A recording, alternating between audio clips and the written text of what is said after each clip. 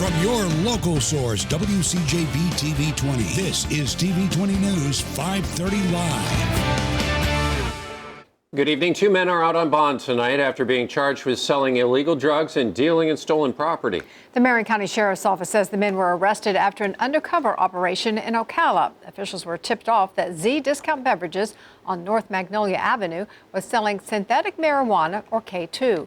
Detectives were able to make deals with Dinesh Kumar Patel after he thought he was buying stolen goods. Both he and Bhogalal Patel also sold K2 to undercover detectives after the bus deputy seized 42 grams of hydrocodone along with 220 grams of K2.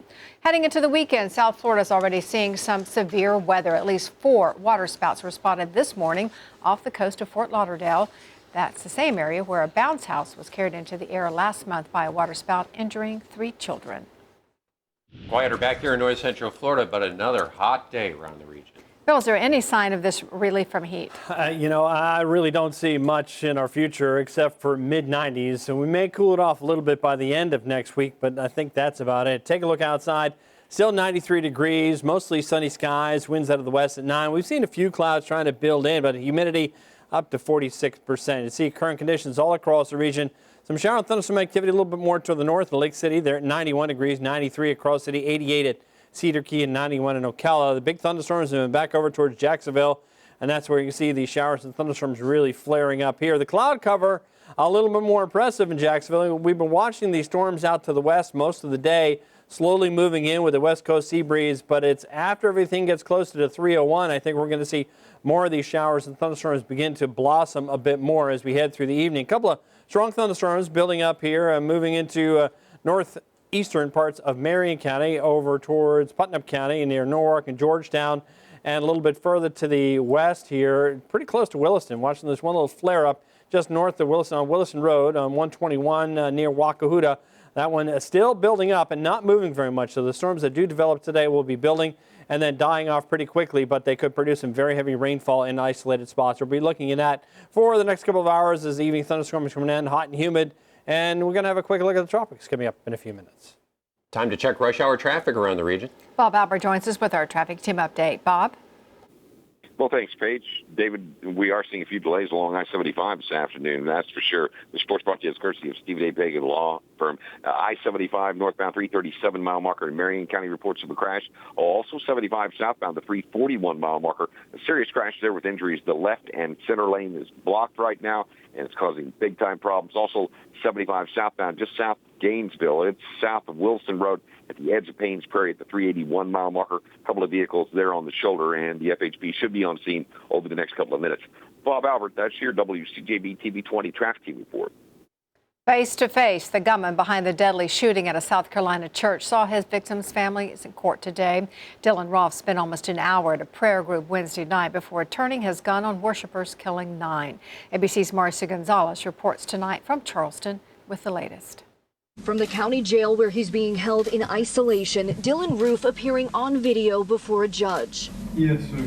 Charged with 9 counts of murder, 1 for each of the lives police say he took during the Bible study he joined Wednesday at this historic black church in Charleston. We welcome you Wednesday night in our Bible study with open arms. You have killed some of the most beautifulest people that I know.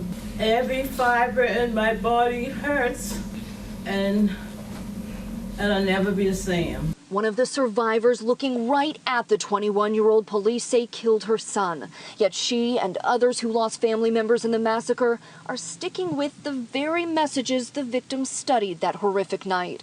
God forgive you, and I forgive you.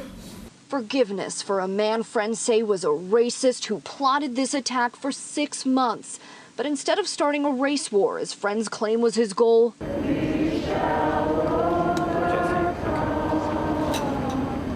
this community is united, mourning today, hand in hand. And here outside of the church, hundreds of people have gathered ahead of a vigil planned for this evening. Meanwhile, a fund has been started to help the families cover funeral costs. Marcy Gonzalez, ABC News, Charleston, South Carolina. Troopers with the Florida Highway Patrol say a man was killed when he was thrown from a car during an early morning crash in Gainesville. Happened along Southwest 122nd Street near Diamond Sports Park a little before 7 a.m. FHP investigators say 30-year-old Michael Stewart and 29-year-old Douglas Walsh were in the car heading south when the driver lost control. The car crashed into a curb before flipping multiple times. It was not clear who was driving. When they reached the scene, emergency crews pronounced Douglas dead. Stewart was in critical condition when he was taken to the hospital. We're following reports of a third jail suicide in north central Florida within just over a week. Last night, 36-year-old Aaron Silcox of Lake City was found unresponsive in a cell he was left alone in at the Columbia County Detention Facility. When EMS crews arrived, they pronounced him dead. Sheriff Mark Hunter is asking the Florida Department of Law Enforcement to investigate the death. Silcox was arrested Tuesday on warrants for traffic offense, probation violation, and drug possession.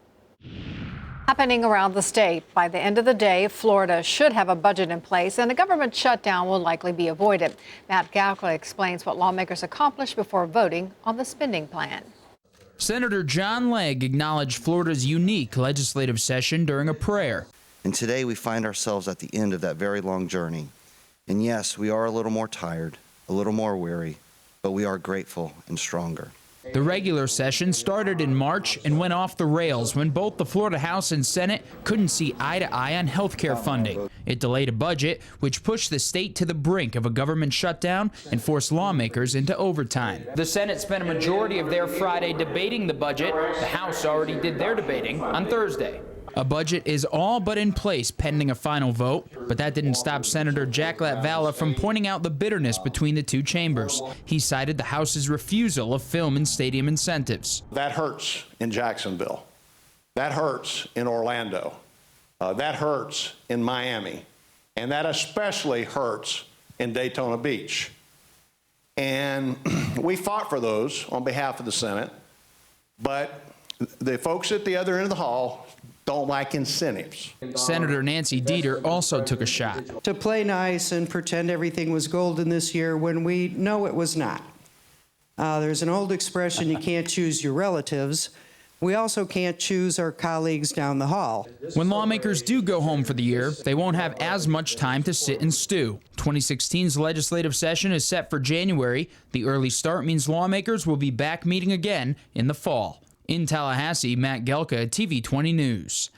The Florida Senate is formally set to vote on and expected to pass the budget around 6 o'clock tonight, and then the House will follow suit. Dedicated parking spots are getting attention in Southwest Florida. At least 9 stores now have purple designations to reserve spaces for wounded warriors. A Bonita Springs store owner started the trend with 2 allocated spots after hearing about another store that had special parking, and then that led to other stores in the area quickly following suit. A veteran policeman and a gunman who exchanged fire in Southwest Ohio are both dead. Tonight in Covering America, the shooting happened this morning in a neighborhood in Cincinnati. 48-year-old Sonny Kim had served with the police force for 27 years. The shooter has not yet been identified. The shooting comes 9 days after Cincinnati PD released a plan for dealing with a recent surge of gun violence in the city. 30 people aboard a cruise ship were injured when the vessel crashed into a wall while entering a lock on the St. Lawrence Seaway in upstate New York. The U.S. Coast Guard says the ship was headed from Montreal to Toronto when it hit a wall last night in the Eisenhower Lock near the Canadian border. All of the passengers were vacationers from France. Officials say water's been drained from the lock. Crews are checking the damage before deciding how to remove the ship. A large brush fire is burning near rural Kearney, Arizona, about 85 miles southeast of Phoenix. Many people have been able to return to home after 300 buildings were under an evacuation order. Officials are investigating the cause of the fire while working to keep flames away from the nearby town. That's home to about 2,000 people. This Sunday is Father's Day, and you have from now until then to find that perfect gift. For someone like me. Next year at 5:30 Live, we'll show you some of the top tech options that are available. Trying to figure out what to do this weekend? I'll have some hints for you in the Weekend Planner coming up.